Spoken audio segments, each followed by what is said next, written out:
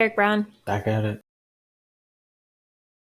I want to dive a little deeper into your backstory. In what ways have you lived like this mythology of the phoenix? How have you lived this idea that we are embodying in phoenix culture? Or some of your own phoenix cycles? A lot of the early arc for me was born out of necessity.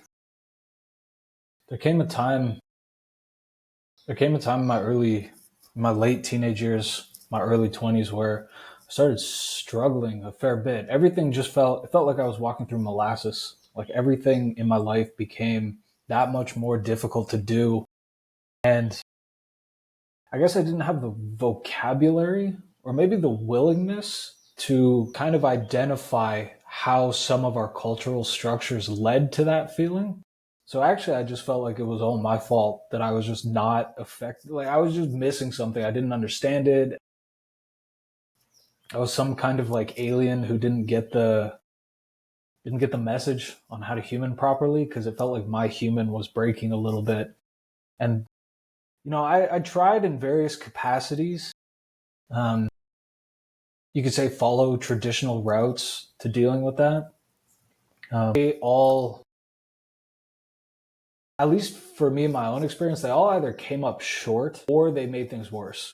Right? You solve one I mean, problem by like what adding kind of three sides, traditional ways? What do you mean? working harder, playing status games, cocktails of pharmaceuticals and talk therapy, really just really asking for and hunting for answers from my culture is like, hey, something feels off in me. I don't understand what it is. I feel in some way like malfunctioning. Help me. And, those answers and those opportunities came one by one, like, try this, do this, do this. And yeah, it was largely just a matter of time until those things either complicated the problem or just came up kind of null, not really doing much. That was honestly harder. That made the problem more substantially worse because it was like, not only are things off in me, but now I'm like unfixable. All of the solutions offered to me didn't do anything or made it worse. I think a lot of people actually have that feeling, at least a lot of people I've worked with, where it's really tough to climb out of that. Really tough to climb out of that. So, with that, I don't know, there was some part of me that was like, there's no way this is going to be the next 7 decades of my life. There's no way this is all that was kind of destined for me. And so at that point, it just became, all right, I'm smart enough. I'm going to figure this out. Like, I'm just going to go and figure it out. I'm going to try what I need to try, do what I need to do until some solution arises or some level of progress is made. And I think there was a really important switch or recognition that happened for me in that. It was painful to realize, but it was really, really important, which is it was two ways. There was an individual realization and there was a cultural realization. The cultural realization for me was like, maybe things aren't broken. Maybe I am actually the expected or inevitable like output. Maybe this is actually what the mold of culture creates. And more, I think we're starting to see that actually modern culture kind of creates this sense of disillusionment, disconnection, challenging internal situations.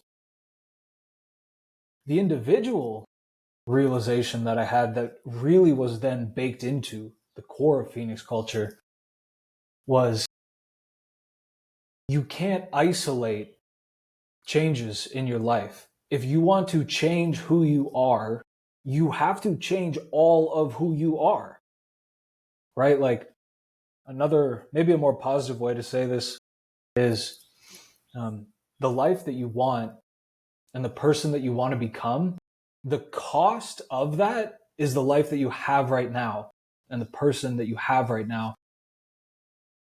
That was really difficult to sit with for a long time, but eventually it settled into the point of like, okay, everything I think I know and everything I want to do and all the values that I hold are completely up for grabs, right?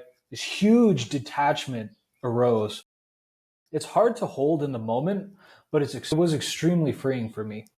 It completely let me update, like, you know, what other stories of reality are there outside of my own culture? What are other ways of mental health and human flourishing that different cultures, different peoples, different times have done? And can I try those? Are there different ways to eat, to talk, to walk? And I mean, that really took me on a completely separate path down into psychology, philosophy, holistic health, different traditions, religions, metaphysics. And I just started, sampling, experimenting, like really just making myself my own kind of guinea pig and just basing everything on the level of what is this doing for me now? How do I feel when I bring this into my life, whether it's a grand narrative about the world or just a very small change in food and diet? And yeah, eventually, I found things that resonated with me. I was noticing real progress in myself. I was doing the things I wanted to do. I wanted to do things, period. That was its own thing that got recaptured. And it really cemented in me. That was actually when when mythology itself came into my life, and when the Phoenix symbolism itself came in, of like, there's a, honestly, if you have the courage to walk through the fire of deeply transforming yourself, you can actually come out the other side in a way that is fundamentally beautiful, empowered, exciting. And doing that the first time for myself in my own kind of internal experience really made it a lot easier. Second and third times, whether I've changed the career path I've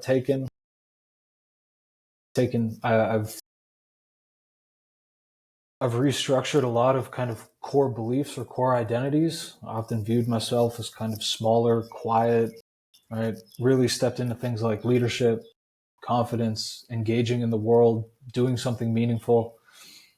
And it really comes from that spirit of, if you want to change, it's likely everything is going to have to change. How you talk, how you walk, how you think, what you believe, what you pursue. It was a gift. It was a gift, honestly. It was a challenging gift.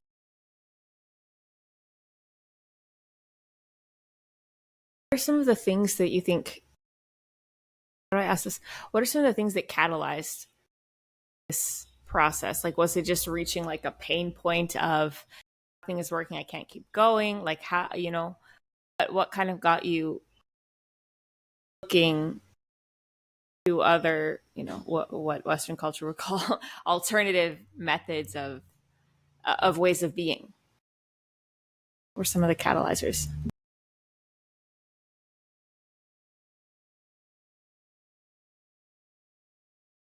I think, as much as most people, including myself, would like to say that, at least earlier on in my life, the catalyst for change was largely pain. Eventually, you just have to hit a point where it becomes, where you're so unwilling to sit in it that you're actually willing to put everything on the table and make major change. I think for a lot of people today, that's true. That was true for me in the past. To an extent, it's still true. I would hope and I believe that more of the changes I try to do now are kind of growth oriented, optimistically focused. But one realization was, just the first admission was like, this is not working. This is not working for me. It doesn't seem to be working for other people. So I mean, a great line I love of this is like, becoming sick and tired of being sick and tired was a huge catalyst.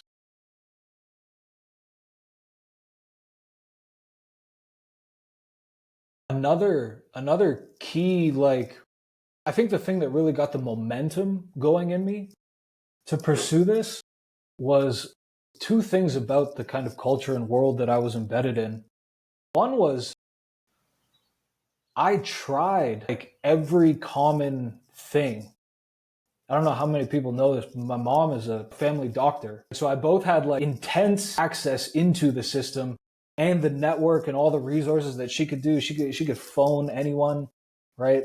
Get me, yeah, give me interviews or sessions with people. And I mean, I went through the gauntlet, all the kind of traditional remedies, traditional offerings, and it got to the point. I mean, this is a process. It's easy for me to say this in 5 seconds, but this was a process that went over like 2 years, right? Of trying different people, different techniques, different medications, whatever it is. And the thing that really got me built that momentum was recognizing or admitting like, I don't know, the thing that is challenging me does not have, like, my culture doesn't have an answer, at least an answer that literally works for me. They have answers, but it's not changing anything in me. And it just became this recognition of like, no one is coming to save you here. Like, if if you want something to be different, it's going to have to come down to you to figure this out.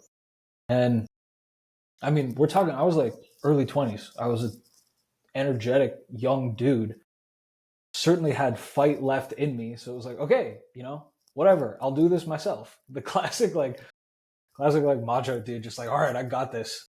And so yeah, I just started playing with anything that even felt remotely like it was moving in a positive direction. But honestly, that recognition, like, no one's coming to save you. Or even if they did, it was almost even more challenging than that, right? It was the solutions are not solving things.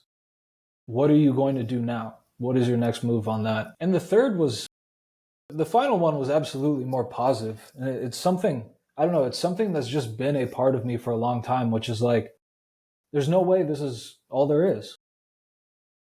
There's no way this is the baseline that I want to or should be living at for the rest of my life. Like, there was just a part of me that was calling for something better. My final point on this is it created a kind of mantra in me that I've really brought up with people, and I really believe it. It's something like rock bottom is a very sturdy foundation. It's funny because I think a lot of people, if we like really oversimplified things and put it in like, how do you feel on an average day? You feel like 7 out of 10, 8 out of 10, 5 out of 10. I think there are a lot of people, certainly this was true for me, who will exist at like a 3 or 4 out of 10 because they're not willing to spend like 1 to 2 months at like 0 out of 10. It's way easier, in my opinion, to just go straight to 0 out of 10, like literally just drop everything, release all attachments, take the hit, and rebuild off of 0 and just catapult yourself back into 5, 6, 7, 8, 9, 10 out of 10 days. Then because you can exist at 3 or 4 out of 10 for years, for decades. And honestly, I think that's more tragic.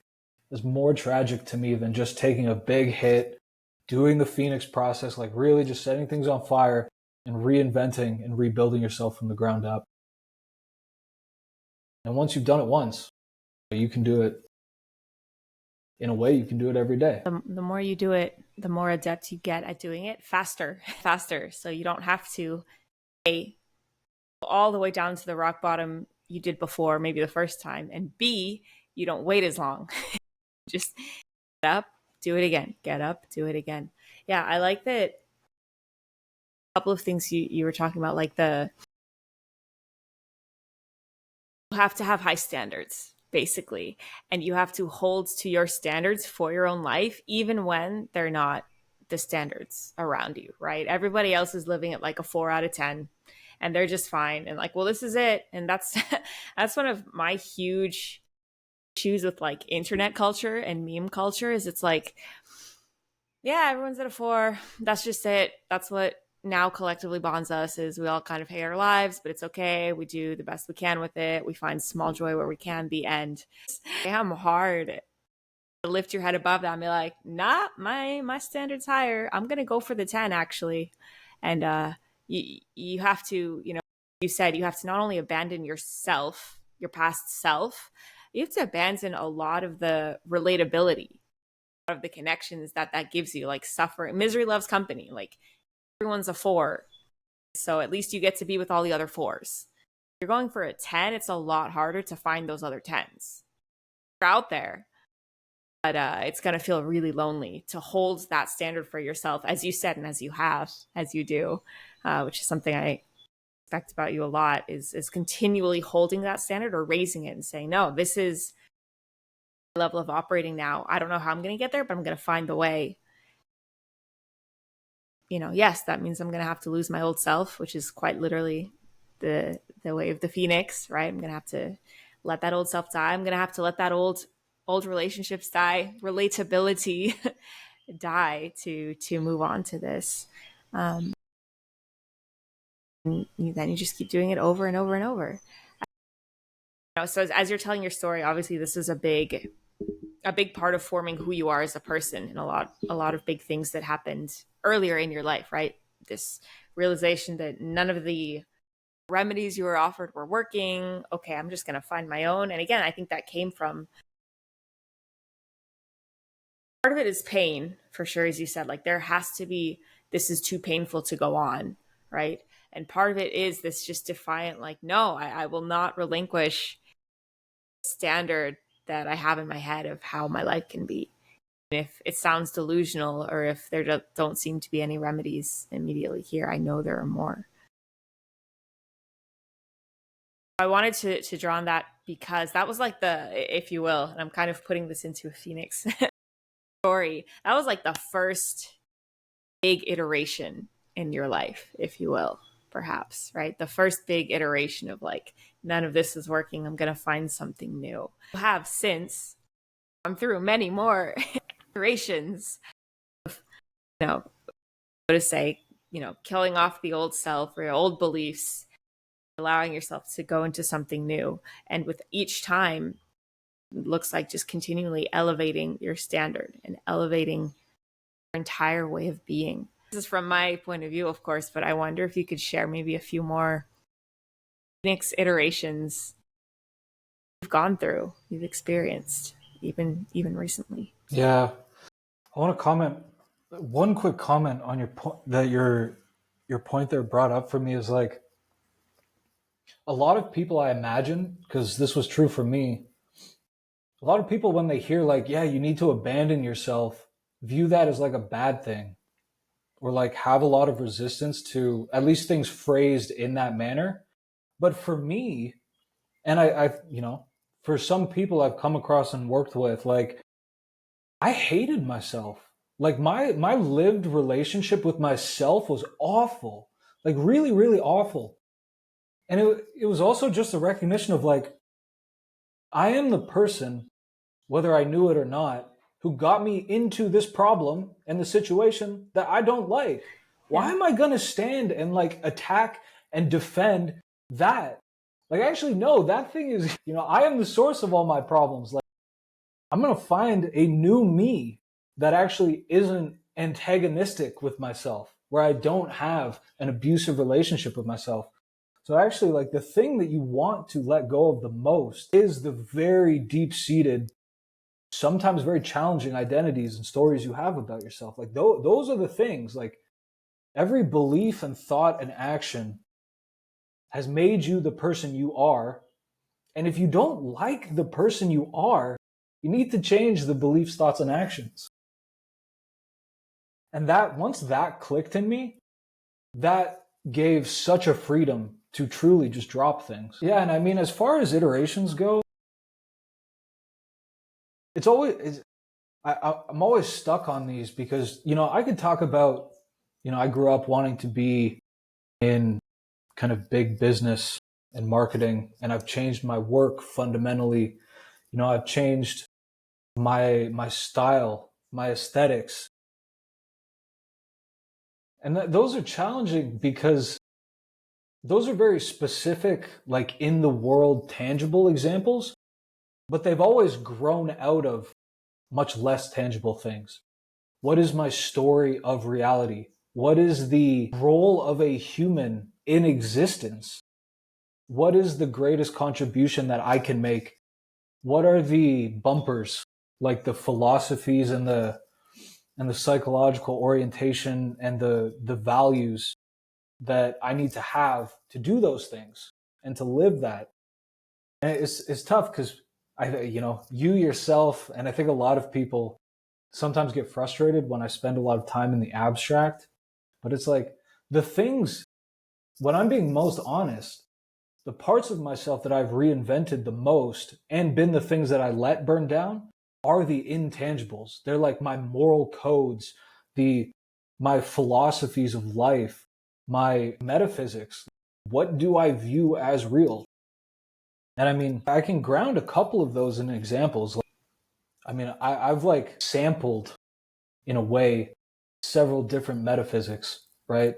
Grew up in a scientific materialist household, became an atheist, had some spiritual and psychedelic experiences, became kind of agnostic, started playing with grand narratives like, man, Hinduism, Buddhism, spent a lot of time in that.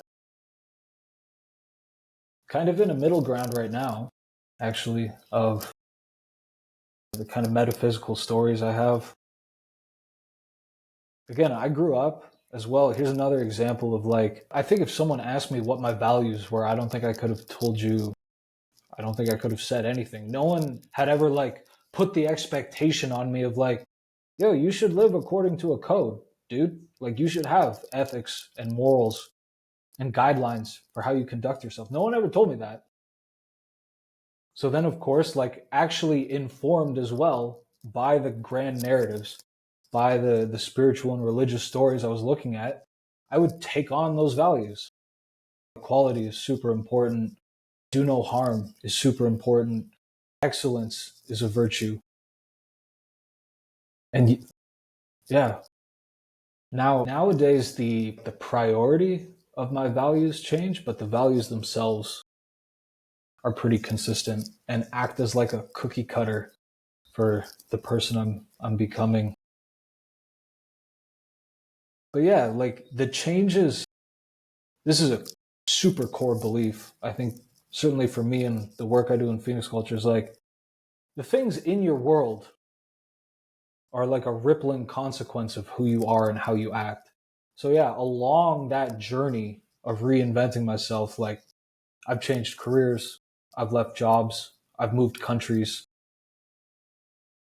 I've changed friend groups, right? I've added friends, I've let go of friends, I've built or participated in a whole ton of companies, organizations, initiatives, just trying to have my external align with my internal. And yeah, the looser you hold these things, actually, the faster I think your external world will match up, right? Because you're not attached to the identity label of your specific job title, your specific familial role, any specific philosophy. Like, you actually become a lot more fluid in this process. I mean, it's been incredible, but it's about every 2 or 3 years, right? A fairly radical change happens. Schedule. It's great. As you were talking, I think what you're referring to with, identity yourself, and you have to be able to let go of parts of yourself or pretty much your whole entire self to through these changes and say, okay, no, this is what I base myself on. And what you're saying, it sounds like you now base your sense of self, your sense of identity on your beliefs, on your values, the core moral matrix that you have created for yourself, which, the or the more arguably, I would call them the most timeless parts of those do not change. Different stories will change, different, you know, surface parts, identity will change, but the feels like the most core foundation of your identity has been set. Like that has been set and that is no longer removable. Which actually goes along with a lot of philosophies of, the idea between the smaller self and the bigger self, right? Or the conscious and the unconscious. It's like, yeah, in order to go through these kinds of literal transformations, literal dying and rising from the ashes of the phoenix. In order to go through any of that, you have to be able to let yourself go, as we said, but you also have to be able to stop saying that's me. That's not me. You have to disidentify most of what we identify ourselves with, like you said, with job, with, I don't know, clique, even, category of person, with archetype, um, you know, with religious affiliations or beliefs, even, like all of those things, you just keep scraping them away. Like, that's not who I am. That's not really who I am. That's not really who I am. None of that is permanent. None of that is permanent. All of that is temporary. And I think what's so fascinating about your experience is it is exactly that, where you scrape away everything that either not really real identity, it's just who you want to be, who you think you are. It's not permanent. And what are you left with? Like, you're left with this very basic core of, like, okay, I value this, this, and this, right? I value goodness above all, right? I value being good. I value being great. I care. I care about life. I care about my loved ones. You can go into your personal values a little more in a minute, but once you scrape everything away, like that is the core. And interestingly, that core that you find to be left, I think you'd agree with this. You can comment on it. Like that core that you're left with is arguably very universal. It's what most humans probably actually really truly value at the end of the day if they get honest with themselves. And so it's like, by scraping away the temporary identities, parts that, the stories you've built, experiences you've gone through, right? Even as you said, the misery or of hating yourself because you're living 3 out of 10 and not doing things that you truly care about, that are truly aligned with this moral matrix you haven't yet uncovered. Right? It's like, why would you hold on to any of that? Why would you? Right? It's just because of fear, or because, as yogic philosophy puts it, because you've misidentified yourself with all of these temporary things that you call you but are not truly you. True you is usually much more beautiful and much more simple. Mm. Yeah, I mean, this is really illustrating what I pointed to of like what are the things that you actually change into, because I absolutely agree. One of the most, like, it's almost difficult to call it a foundational change, because it's actually like it's almost below the foundation, is like, yeah, I have changed my center of identity from I am just a small, feeble, isolated thing to I am the thing that changes. Like, unless someone has had like an experience of that, or like studied what I'm pointing to there, I bet it sounds ridiculous, but it's like, I am the thing that changes. Like, change is the constant. Like, I am not actually any of the specific anchors that I try to use. I'm not the identity. I'm not the citizen. I'm not the whatever partner, friend. That, like, I am the very essence of change.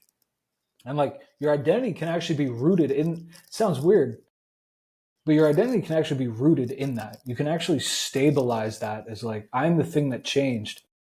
And then the second step, like the foundation that was built on top of that, was, okay, well, what do I want to change into? And that answer really became, it was again kind of returning things back to my own, what was in my own control, right? I want to be an embodiment of the greatest parts of humanity. I want to be the greatest kind of vehicle I can to serve people. It wasn't like I want X job. I want to go get X car. It was like, I want to be the greatest example I can. And fortunately, I want to be a shining example of a set of values that I believe are important for humanity. And the best part about that is always, regardless of any circumstance, entirely within your control. This is really a fundamental part of Stoic philosophy, like returning who you are to the things that you can control. And what this really opened the door for me was I became dramatically less concerned about being correct and staying correct, and markedly more concerned with what is the actual best idea, right? And that, I mean, that itself, like detaching from being correct and orienting instead around, okay, what is the strongest idea? What is the best orientation was unbelievably powerful. Because you know, we've been partners for several years now. I think you've probably seen this more than anyone, where it's like, I am at the same time extremely stubborn, like extremely stubborn, like very difficult to make an argument and change my opinion.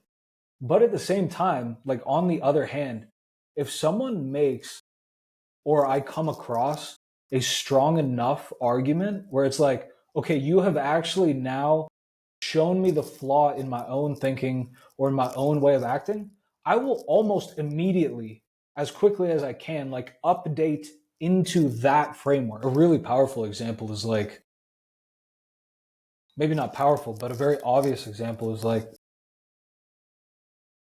I was a variety of kind of vegetarian, vegan, raw vegan for over a decade of my life. And it took about 1 year of being hit with some really challenging arguments against that I just completely flipped and actually now live mostly an animal-based diet. Polar opposites, polar opposite identities. And, you know, for whatever reason, the vegan community in particular is so strongly identified with that identity. Like that is so much a part of themselves. But for me, because my like value orientation was around I want to align myself with the strongest and best ideas instead of just being continually kind of correct and sticking in one idea, it's actually quite easy for me to flip over to something, but the level of argument, like the strength of the example has to like it has to meet a really high standard now. But if it meets that standard and I'm actually like I agree with this, it's better than what I currently think or how I act, and I can like get behind it according to my values, I will jump into it full force as quickly as I can. Whether it takes 1 day for me to change or if it takes a year for me to like really get into it. Getting into Bitcoin was actually another complete example. Like insofar as I've been able to in my life, I've completely removed myself from dollars, which sounds absurd, but like a stronger argument was made. I completely agreed with it. I did essentially everything I could to reorient my life around the strongest argument or the strongest living example. That's tough. I like identifying with like be the thing, be the thing that changes, be the force that changes, because it shifts our idea, shifts our way of relating to ourselves from something that is static, like something that is like a noun, an object, a thing, to force, an energy, a flow. And we don't, maybe we do naturally do that, but we, our day and age and everything around us, like we don't do that. Things are things. Things are things forever, as long as they're that thing. And ourselves are ourselves, period. And it's really hard to shift. That's why it's so hard to do any sort of identity work. That's why it's so hard to live under this framework of cycles of change. Is we want to cling to things. We want to cling to being who we are and what we are because we're a thing. I'm a person. Like I'm Chloe, you're Eric, and that's it. And we start de-identifying, unidentifying ourselves with the thingness of ourselves and identifying with the forceness, the powerness, the flowness, the energiness, the changeness. That's when everything really starts to open up. That's when, as you said, you can choose. Now you can listen. and look, and there's nothing wrong with being wrong, because it's not about you being wrong. It's not about you. Like, that's not you. The mind that was wrong is not who you are. I don't identify with that. And so that's okay. I can be wrong without it, devastating me or hurting me. And then, as you said, I can now change and move on to the next, idea or argument, as you said, that makes the most sense. I want to, maybe this is a little bit of a tangent, but I do have a question on that, because as you were speaking about listening to the strongest argument, right? And if it makes more sense for you, and if the argument is compelling enough, you will change to it. Great. And good. That's that's very mind oriented. That's very rationalizing oriented. Is if you can convince me through reason, through evidence, I will change. Very Western mind. Not your fault, right? Like, that's just how we were born. So, question I have is how does your intuition or feelings play into what we're talking about? Play into making changes, listening for truth, finding truth. That makes sense. Yeah, amazing. Yeah, it's interesting because some of these changes, like the whole conversation is illustrating actually how sometimes difficult to talk about this is, and also like really how fundamental some of the changes we're talking about are. Because my first answer to this is, if you remember from my story earlier where I kind of ran out of options from the world. They presented me a whole bunch of solutions, none of them worked.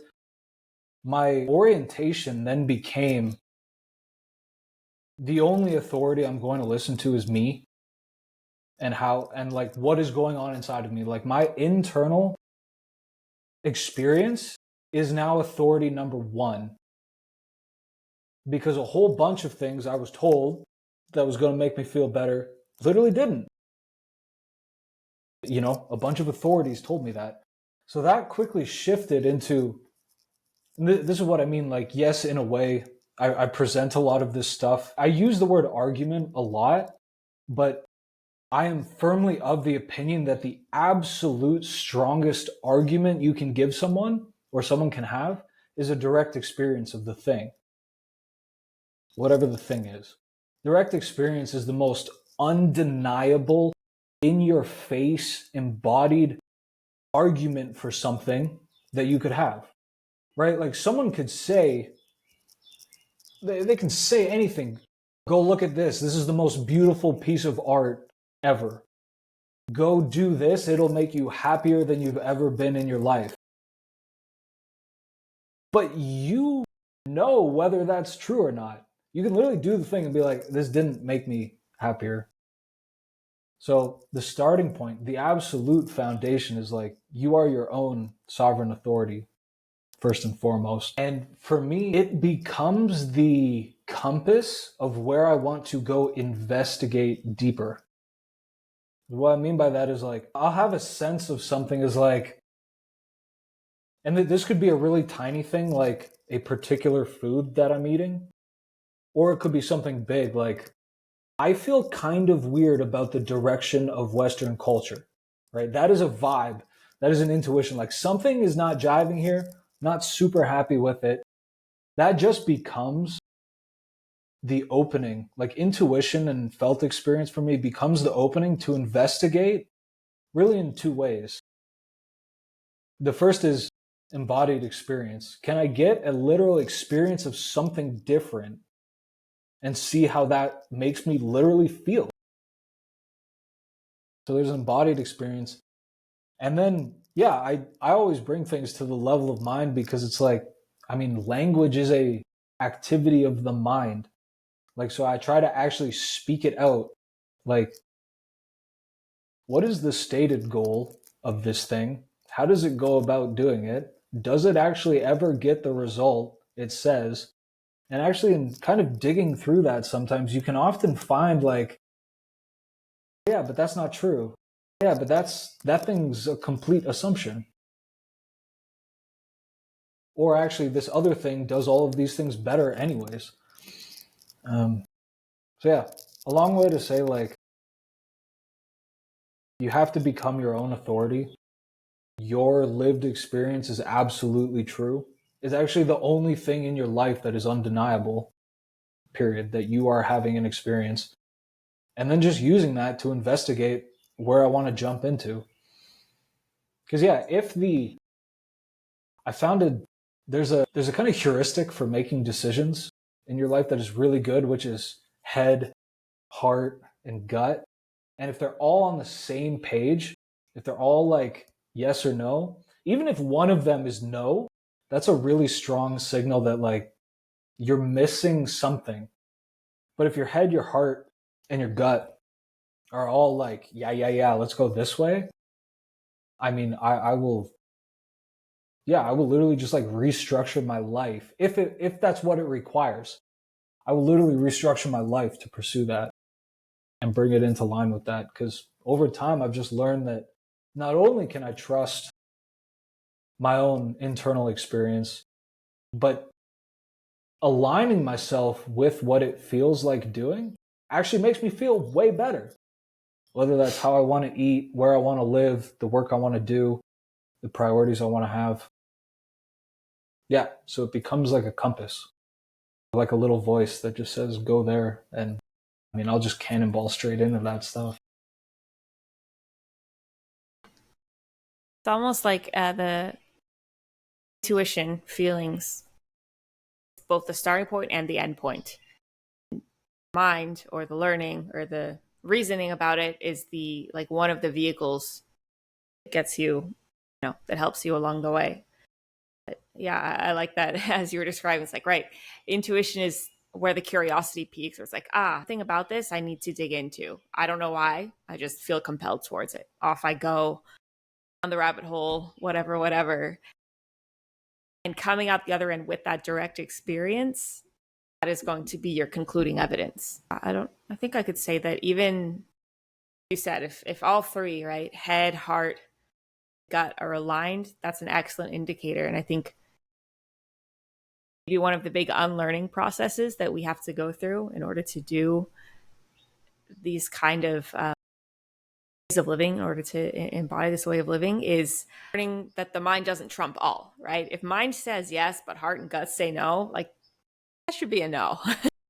Mind alone is not enough, because we can do mental gymnastics all day. We can rationalize our way into literally anything, whether it's eating animal based, being a vegan. This is right. This is wrong. This is a morally justifiable way to do business. Like we can mental gymnastics the shit out of literally anything. You yourself are actually very good at this, of creating Yeah. reasons or defenses for one thing or the other thing. And it's a great skill. But it also just proves that it's not enough. Like you can rationalize your way to anything. Does it align with your heart and your gut? Like, are they all in alliance? That is the direct experience. Like that is the knowledge of, okay, this is a full yes, I can move forward with this, or something's still off, I need to reinvestigate or go deeper. What you just described is probably our biggest pitfall. Letting the mind trump all the rest. They're all important. Thanks for going off on that. Yeah, I mean, it's weird because I probably have a set of opinions around this that like are either going to bother the rational people or bother the spiritual intuitive people. Because for me, it's like a two-step process that I don't see any real problem with. The first step is like, certainly in modern Western culture, for a long time, a lot of people have been gaslit about the validity of their own internal experience. They've been told either directly or indirectly to like shut down your feelings, like suck it up, whatever. A whole host of reasons people end up extremely discounting whatever is true inside of them and not acting according to that. So I think that is actually the starting point. Just again, reclaiming your own internal authority, or just recognizing that it is you who puts other people in positions of authority and thus gives their opinions Yeah. some weight. Like you can pull all of that authority back into who am I actually going to listen to? How much of a good like embodied example do they have to be, or how strong of an argument do they have to make? Like pulling back your internal compass is a huge step. There's a quote that really shook me. I could not tell you the name of the dude right now, but it came out of Taoist philosophy. Tao being the greatness of life, the great river of life, the source of all things, however you want to word that. And he said, ordinary mind is Tao. Like just who you are is the greatness of life, doing the life thing. There's no difference there. And to me, like at least when I'm most honest in my own internal experience, I value my ability to reason. I value the intelligence I have. Like my mind in many ways feels like the katana that I have with me, where it supports my intuitions, it confirms them, it helps me operate in chaos. Like it's really weird. Like I view it as a performative contradiction when like people who are really spiritual will say everything is God, everything is good, the universe is perfect as it is, and then immediately say, yeah, but the mind, oh my God, no, not that thing.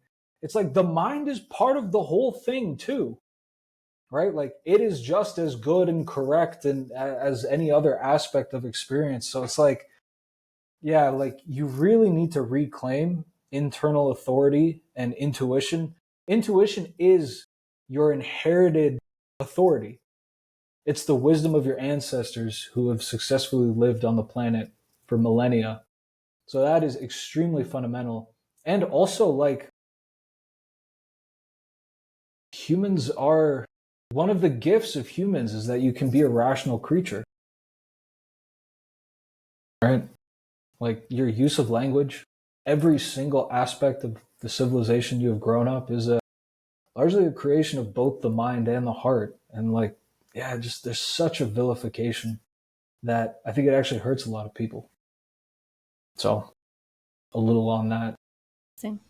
Yeah. I mean, that I think that the vilification you're talking about only applies to a very specific like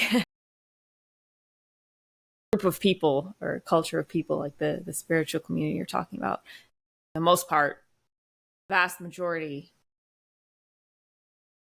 now the mind is glorified.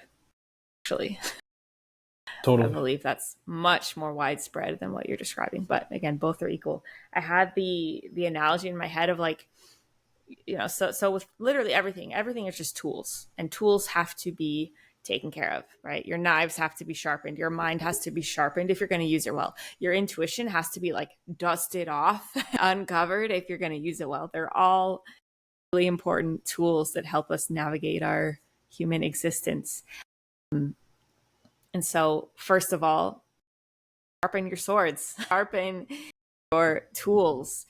Second of all, I had the analogy of like a car steering wheel is misaligned with the axles. What happens? So you can have your steering wheel straight on. If it's misaligned, the car is veering over to the left. Like, but my steering wheel's Yeah. straight, so everything should be fine, right? Like, no, there's a misalignment going on there. The same thing can happen with like tools. Again, I'm calling them heart, mind, intuition, gut. They're not aligned with, and again, this is why alignment with personal values is so important. Like if they're not aligned with what I truly value, I'm always going to be veering to the left. If I actually truly value integrity, but I'm telling myself that I don't, or I'm forsaking it for whatever my mind has decided, like that is a misalignment. Like a vehicle cannot go where I want it to go.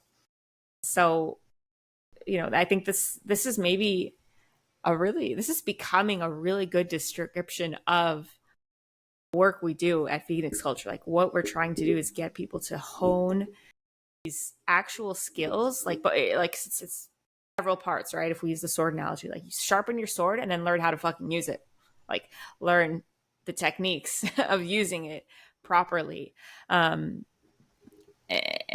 don't practice with a dull sword. So there's this sharpening, there's this honing these skills, refining them, which can only be done through practice, preparation. And then there's the actual like go out and put the reps in and learn how to wield it so that it is more powerful in your life. As you said, this goes both ways. With the mind, I think largely the mind is over sharpened. Like it's we're good. Like we use our minds for everything. What probably speaks to a larger part of the majority is the underdevelopment of our intuition, of really listening to our inner compass, as you said, listening to our inner guidance, because as you said, from a very young age, that's just been disregarded. I mean, I can think of super simple examples, like when you're a kid, like it doesn't matter if you're hungry, it's dinner time, you have to eat dinner.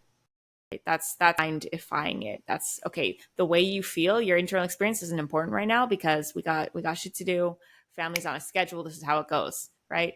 Bedtime comes, and you're like, I'm not tired. Too bad. You have to go to bed anyway. And all of those are just very little examples, but all of those are the small ways that most of us have largely been told to do the thing that's rational, that makes sense, that goes by the machine, by the clock, by the way of things, versus no, listen to yourself and what do you really need or want right now?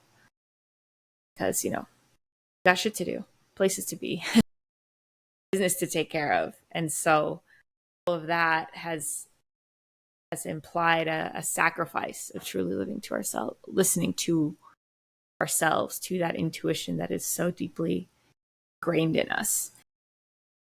There's a huge uncovering to be done to it. And there's then a huge balancing act to be done to bring the mind and the intuition into harmony with each other and use them both. Because, as you said, as you kind of pointed to, the other pendulum swing of that is the bypassing of the, oh, well, I don't feel like it, so I'm not going to do it. If I'm only going by my feelings, then I have to be gentle with myself. I take it easy. It's like, all right, well, come on. is that actually true right now? Or are you now, again, because you can use either one as an excuse. You can use your mind as an excuse, do mental gymnastics. You can use your intuition and direct experience as an excuse to not actually do anything or keep your word. Like you can use them as excuses and you can use them to be great and to be powerful and to be a wonderful, beautiful, good human. Are just tools. Yeah. Yes. Do you have anything you want to say on that before I continue? Because I have story time. I have story time for this. Yeah, largely just agreement. The line in my head is like the mind is a great servant but a terrible master. And that, that's really an invitation. Like, yeah, make your heart the direction setter. But the thing that frustrates me, that I see sometimes in myself and sometimes in people, is that they get to a point where they actually have allowed themselves to find a really beautiful direction. Their heart, their intuition has put them at the beginning of a path that would be amazing for their own evolution, for the contributions they could make in the world. All right, really amazing. But they show up like, to use a little bit of aggressive language, like completely impotent. Like they don't have a toolkit. They don't have the literal strength. They don't have the will, the reasoning, the problem solving, the confidence to actually like make real progress on that path. And so, yeah, I think a lot of our work is this balance of like reclaiming your own authority. Well, the term we've used at some points is like, and becoming fit for service. Like figure out how to do this, become capable of executing on that thing. But yeah, largely in agreement. Yeah. Learn how to use it. Learn how to use it for good. Yeah, absolutely. You can't let either still using like the mind intuition split.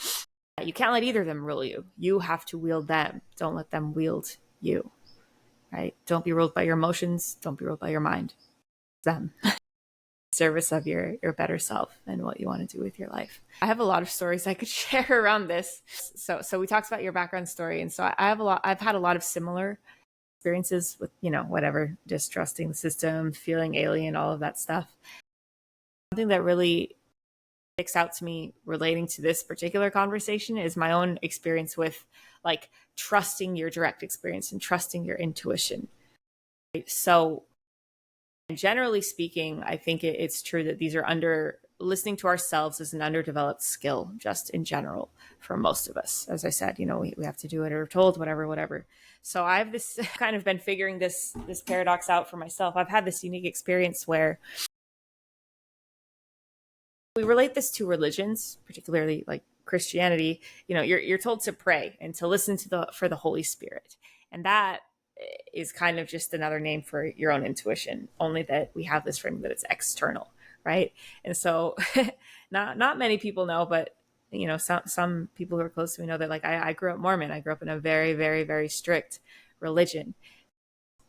I don't really need to talk about all of that right now, but I do want to draw on one thing that's really interesting about Mormonism is when leading people to the truth, to find out the truth that it's the one true church and Jesus is real and all that good stuff. They encourage you to pray about it, right? Pray about it and find out. And as a missionary, I was a missionary too for it. And when we would go and teach people, teach all the doctrine, but then the ultimate message, like the homework was always like, well, pray about it to know that this is true. Pray about it and find out for yourself. So on the one hand, that's great because it's like, go have your own experience, like listen for the Holy Spirit, which again is externalizing what is truly internal, feelings and experience. But go find out for yourself and listen and find out. And so if you stop there, it's like, well, that's really cool because that's teaching you to use your experience. But it comes with the caveat of like, wink, wink, but you're going to find out it's true. There's only one truth that you can find out, which is that this is true. It's a total mind fuck because the way I feel about it now, quite honestly, is like, so I was actually manipulated into not trusting my own direct experience because when I didn't get those feelings or didn't get that, like, I was just doing it wrong because wink, wink is find out for yourself, pray to God, listen, the Spirit to know that what we're teaching you is true. And if you do, you'll know. So it actually created this huge mistrust of my own direct experience of things because it wasn't right. Like I wasn't a lot of ways, which ultimately left to my own, like putting that down and leaving and changing everything is like, try as I might, though, I'm still not feeling the things that I think I'm supposed to be. So either it's broken or the mechanism broken, I'm not doing it right. Generally, you default to I'm not doing it right. Right? I need to have more faith. I need to be better. I need to not sin. Like all of these things. Like I need to be as perfect as possible so I can do it right. It's just broken. So yeah, I bring that up because my own experience with trusting yourself, trusting that internal compass, as you called it, whatever word you want to use, right? Internal compass, intuition, direct experience, gut, heart, all of it. I actually grew a deep mistrust for myself, thinking, well, this doesn't work. It's not telling me what it should be. I've had to, still am, of course, over years, untangle that of like, okay, actually, I can trust myself. Just because I didn't get the answer I was supposed to doesn't mean that my system's wrong. It doesn't mean my internal working's wrong. It just means that was an external lie, frankly. It just means that, the outcome is incorrect. So now I've had this whole similar but very different context to you, this whole of going from believing the authority to distrusting the authority, to not believing in anything, also being, just completely atheist for years, not trusting anything, including myself, basically, just kind of floating. Finally, over the past several years, start to make sense of it all and weave it back together and use my sense, my rationality, my reasoning of what makes sense, then reconstructing relationship with listening to myself. And like it's almost like this very gentle testing of like, okay, well, I don't know about this, but we'll give it a try. Let's try to sense into what we're feeling right now. But like that was lost for such a long time, and I've had to reconstruct this almost like picking up breadcrumbs of like, okay, well, you did use your intuition that one time. You can think of that one time when you felt weird about a situation, you've listened to it. You can pick up this breadcrumb here. And so I've had to breadcrumb my way back into evidence of I can trust this. I can trust intuition. And as you said earlier, I can trust it and be my own authority above all the external authorities, which is a lot more helpful than just being angry at them or saying, nope, there's no authority at all. Like that's a quick route to nowhere, a quick route to doing nothing. So this is why it's so important to me, this is something else, and we can get into values and vision of Phoenix culture a little bit too. The reason we do things the way we do is, yes, we have our own and I shared values as well as personal values, as well as values for Phoenix culture, but ultimately it is about doing it for yourself and finding your own values, finding your own light, finding your own intuition, finding your own purpose, like whatever it is, finding them for yourselves, because we can't tell you what they are. I have a pretty good sense that, again, at the core of every human being, there is ultimately just a desire for goodness. That's about as simple as it gets, but everyone's going to reflect that differently. And that's okay, right? You don't have to come to the same exact conclusions as we do. You don't have to come to the same belief system or, core values that we do. Find your own. Yeah, in fact, don't take mine. Like, don't take them from us, right? Find your own. But you can use these methods and you can use these frameworks that we build to do that for yourself. Ultimately, if we all align on values, great, it's going to be a fucking party because we can all, move forward with the same things. And if not, like, who cares? I'm just glad that you found your true self.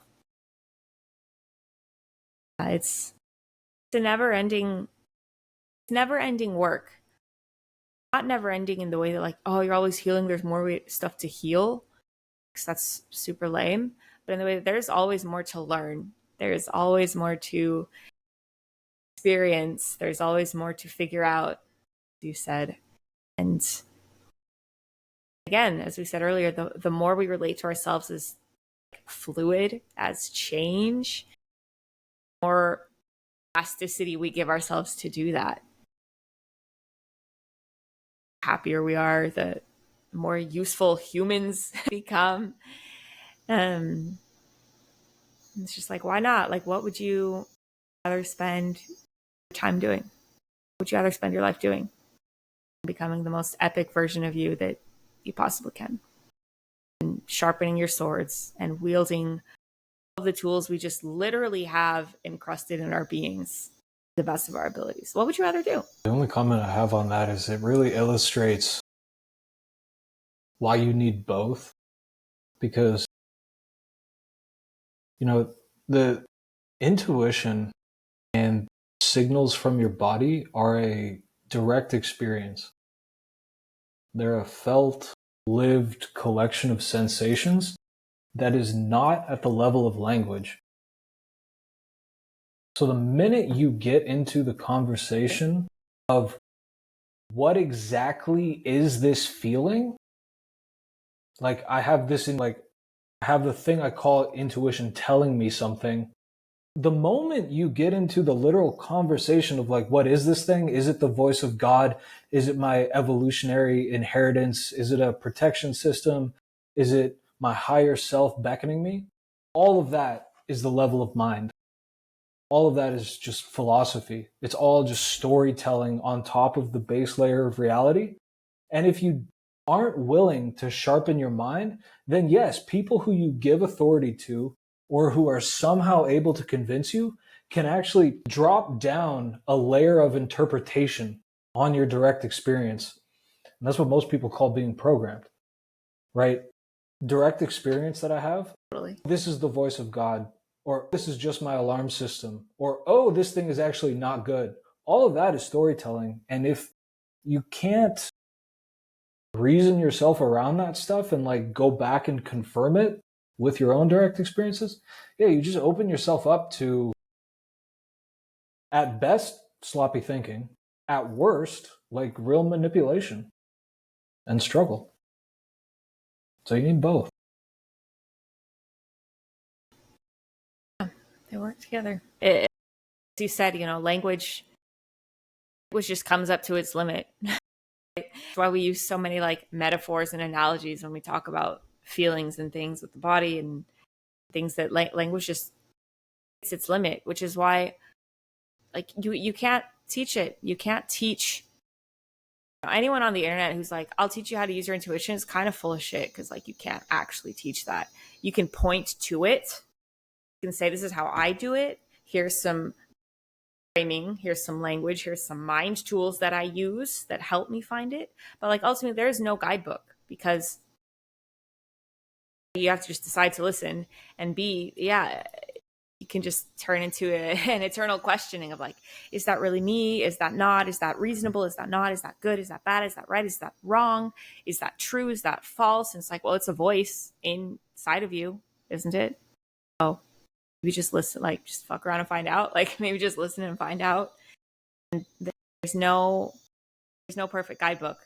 There's no perfect way. There's nothing we can say in this conversation to make it make perfect sense. Like, oh, that's how you listen to your intuition. Oh, that's how you use your mind and intuition together. Like, is not a perfect science. It is not a science.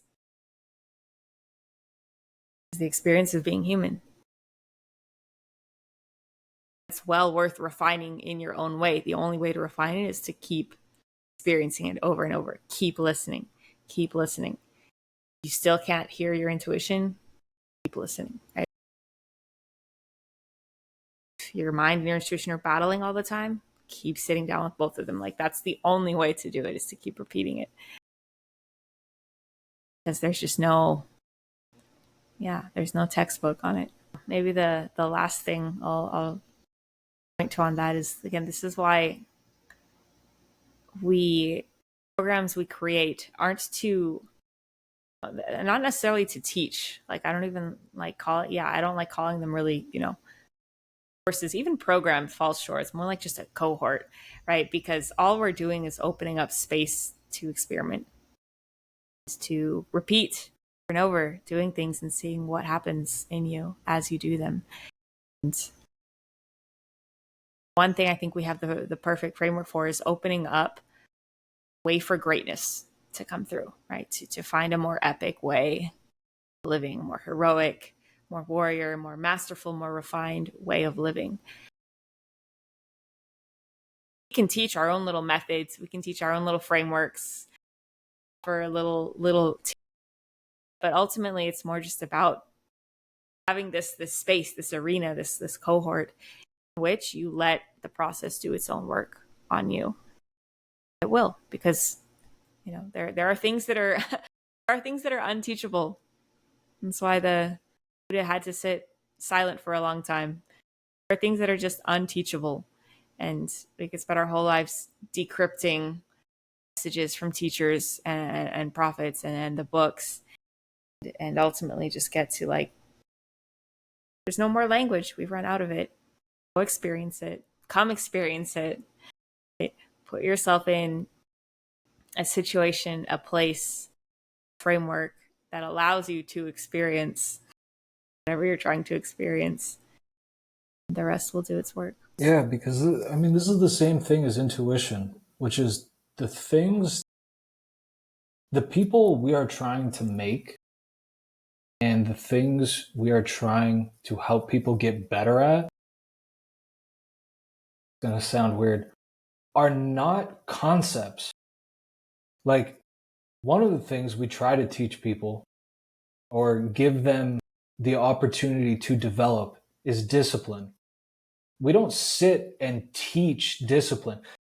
There is a set of actions, or if you could have access to someone's internal experience, there's a process that someone goes through when they're up against like resistance or laziness or whatever, and then they do an action, and we have called that discipline. Discipline's not a fucking idea. It's an embodied thing that happens in your experience. So you like it's not something that is taught, it is something that is done. It's something that the person acts out, right? And the same thing with courage, right? The same thing with integrity. These things aren't stuff you just sit and lecture on. They're things you have to embody, that you drill and practice and refine like a skill. They're more skills than concepts. And, that gets into a little semantics, but like, that's why I think the 100 days and the ongoing communities are so powerful, because it's like you need the arenas for those things to come out.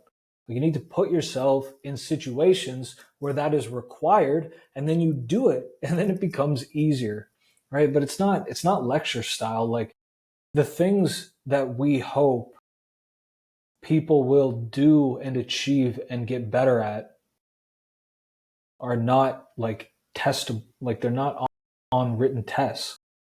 They're character traits that need to be developed. So we give people a long time and enough difficulty that they actually have to become that person that does those things. It is integrating what we spoke about into a potent enough experience where those versions of themselves actually need to be born or need to be refined in order to get to the other side of it. Sitting here listening to us talk about this, I'm like, this is why it's so important for us to just start like recording our own material and talking about this stuff, because we don't just sit around and talk about this shit in our programs. Like we're doing work. We're not just sitting around talking. So this is why we need a new outlet where we can just talk about these things and share this message with whoever wants to listen, because in our programs we are doing the work. Like I have a huge beef with modern day workshops. I'm like, where's the fucking work in this workshop? This is not a workshop. There's nothing shop about it. There's nothing work about it. This is a goddamn lecture. And that's fine. That's not a workshop. Like we have workshops where I'm starting to call them do the workshops. It's like, no, when we sit down a workshop, we're doing stuff, right? We're all following along a meditation or visualization, journaling, we're reflecting, we're sharing our reflections, we're pinging stuff off of each other so we can reflect back to each other how we see and what we do. We're doing exercises and activities to where we're activating these parts of ourselves. It's like there's no just passive reading off more language about it, right? That exists here. That exists, wherever we're sharing our content currently. But when you get in, when you're in the cohort, when you're in the arena, when you're in the practice space, no, we're doing it. We're doing the things. We're activating the things. It's such a huge difference. I mean, I think we've both been in enough like online programs, courses, whatever, fallen for it's like, oh, a workshop, cool, a workshop. Like, where's the work? Like, there's no work in this. Call it what it is. But yes, the most the most important and beautiful thing we offer in the Hero 100, the 100 Days programs, the big cohort we have coming very soon, is just this is a place to do the work, a place to let it refine yourself. It's, again, to offer the experience of things like integrity, accountability, which is a huge one, and discipline. Allow the more important things to happen inside of you. What is your favorite aspect of the programs that we've been doing? I love watching someone chew on something for like 3 weeks, fail at it for like 3 weeks, and then actually do something that flips it, right? We've had people struggle with everything, concentration and meditation, and they finally have an insight that actually helps them reclaim their concentration and attention. Someone's just basic time management, right? And they feel the pain of that for like 3 to 4 weeks, and then they really take a step up and take control of their schedule, and the rest of the experience is a breeze for them, and they get a lot out of it. Like, those are the marked changes This is exactly what I meant in all of my earlier comments. Like, those are fundamental character shifts that happen and can ripple out into like every other aspect of their life. So I mean, when someone's in the mud, like when someone's struggling with something, that's the stuff I love the most, because you know there's going to come a make it or break it moment later on where they actually feel the pain acutely enough where they fundamentally shift something. And I mean, that's what we're here to do. Yeah, I love that. It's fun. Yeah, I agree. I think that's why I always, the differences between us is you are very good at dealing with the abstract, but I love rounding things down in the real, in the personal, and in the examples, because when you see those little moments, like you said, where people change, and maybe it's something super simple like that, that's what makes it so cool. Like, it's not about the little thing itself, it's the thing is the symbol of a huge change. Like, that simple, I just need to make more fucking time by clearing my schedule. Like, sounds so simple, yet it represents something so core in that person. Just like, well, you never did that for decades for yourself, and now you're doing it. Like, that's massive.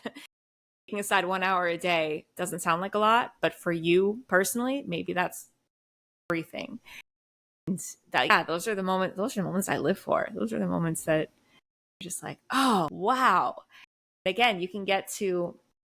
This is again where language is hard, is because we get to the end of the 100 days and one of two things happen, right? People talk about, we've tons and tons, dozens and dozens of testimonials of people who are like, oh my gosh, it changed me, it changed my life, it transformed my life. And you're just like, hell yeah, it did. How? Then on the other hand, if we just point to these little bitty examples like, oh, I started taking an hour for myself out of my day that I never did before. Like, oh, I changed my relationship with smoking. It's like, oh, but that sounds so trivial. And it's like, no, it's not. Like, they're both, that was the transformation. What those are both pointing at is I changed limiting belief deep inside of me, and now I'm acting on it, right? Or like, I eradicated a part of myself that wasn't serving me. Again, it's hard to point to that specifically, but it's not a euphemism. Like, it's not hyperbole to say this 100 days literally changed something life, and it's also not trivial to say, oh, I did this one little thing and that was my takeaway. They are both massive, real, very real. Right? Anything you want to add before we wrap up for today? No, that's good on my end. Mute. I love you. Love you guys. Thank you. See you. See you very soon.